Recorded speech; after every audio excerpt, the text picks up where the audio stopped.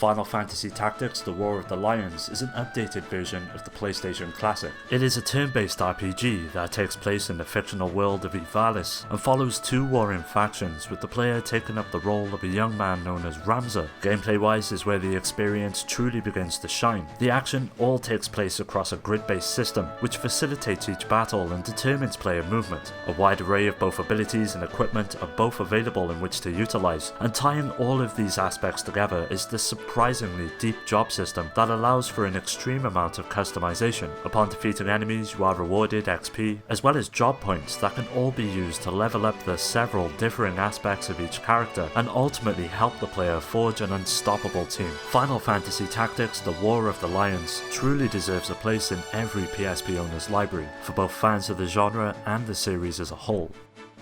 I've always been a huge fan of the Dragon Quest series, and with the 9th iteration, in no way has that changed. The first thing that struck me about the experience is the sheer level of customization that's on offer. To begin with, at the start of the journey, the player is tasked with designing a hero. Your quest is to ultimately find a way back home, after being stripped of your powers as a result of an earth-shattering event. It may all sound a bit cliche, but the story is a real winner, and elevates this entry in the series to new heights. Gameplay-wise, all of the staple aspects of the franchise are in place, from the turn-based battling system to the incredible amount of skills, weapons and equipment that will all help you on your way. Complementing all of this are the outstanding visuals and soundtrack, which are really impressive considering the hardware the game is running on. Overall, Dragon Quest IX will offer something for everyone, including those who are veterans of the series. It is a tremendous achievement on the Nintendo DS, and well and truly deserves a place in your collection as well.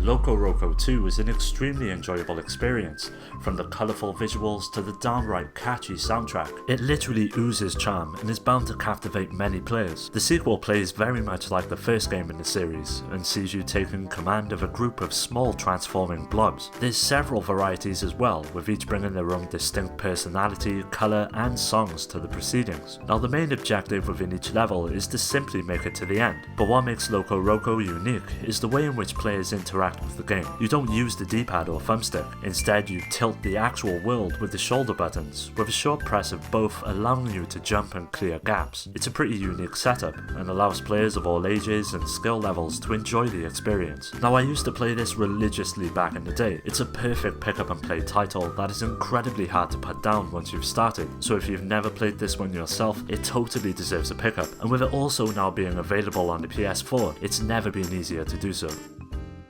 Advance Wars Dark Conflict is the second in the series to appear on the Nintendo DS. After enjoying every aspect of the previous iteration, Dual Strike, I was eager to jump into Dark Conflict and see how intelligent systems would evolve the series. In my opinion, the lack of the colourful and somewhat enjoyable nature of the overall experience has been lost with Dark Conflict. The vibrant visuals and jolly music are replaced with a more subdued and serious style that in all honesty turned me off this version of the game. All of the staple aspects of the gameplay still intact though, so on that level it is highly enjoyable, from building an army to conquering your rivals, and with a pretty robust and well thought out story mode implemented as well, there's plenty to unlock and get stuck into for turn-based strategy fans. If you've been a fan of the series for some time, the better game to pick up would be Dual Strike, which is superior in nearly every aspect when compared to Dark Conflict, but there is enough on offer here that will likely satisfy many as well.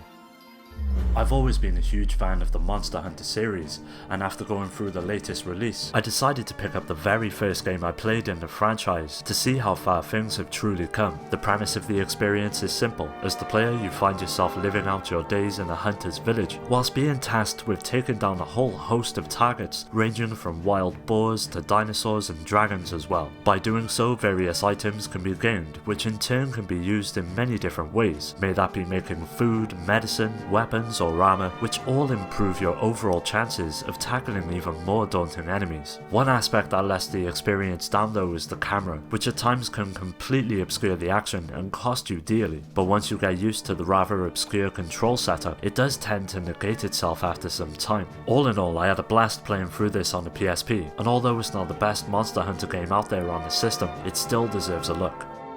Developed by Sonic Team and released in 2004, Project Rub is essentially a collection of minigames that do well to showcase the many different features of the DS system as a whole. It takes full advantage of the touchscreen interface and even the microphone input. Now there are 3 modes to choose from, with the main attraction being the story mode, which sees the player attempting to win the love of a lady by participating in minigames that range from intriguing to downright bizarre at times, but they all do well to keep the player engaged. You'll be tasked with protecting her from several threats, such as stampeding bulls or impressing her with your sweet talk, and even long strolls in the park as you try to put your case forward as to why she should choose you over your rival who pursues you throughout the story. To be honest, when you really think about it, Project Rub is complete and utter nonsense, and to be fair amounts to nothing more than a really neat tech demo for the DS, but the absolute variety and uniqueness of the experience is something everyone should give a go. The Metal Gear Solid digital graphic novel is a unique experience that conveys the events of the first game in a totally new format. It's essentially a sort of interactive comic, with the only real gameplay coming in the form of being able to pause the action and zoom into each scene, which has the potential to reveal specific points of interest as you progress through the story. These points of interest are then stored within a database, which can be browsed at the player's leisure, and really delves into the lore behind the Metal Gear series in a truly engaging way. But the star of the show has to be the artwork. Each situation comes to life with incredible animation. From the first meeting with Psycho Mantis to the final showdown with Metal Gear, everything is presented with the confidence many will know and love from the series. Overall, the Metal Gear Solid digital graphic novel won't be for everyone, but for fans of the franchise, this one is a must. Originally starting out life on the Nintendo GameCube as a launch title, Super Monkey Ball tasks players with navigating a monkey in a ball through an ever-increasing amount of difficult courses that demand the player to get used to the many intricate aspects of the gameplay. Now you don't exactly control the monkey, but rather tilt the entire level in order to propel it forward. There are 2 ways in which to do this, the first being the D-pad, but in all honesty, using the stylus is where the game truly comes into its own. The level of accuracy it affords the action is unparalleled, and is certainly the better way to experience it. With so many options, levels, courses and things to do, Super Monkey Ball on the DS offers a serious amount of value and will likely satisfy many that play it. If you haven't tried it out for yourself yet, now is the perfect time to do so, with it being so cheap to pick up.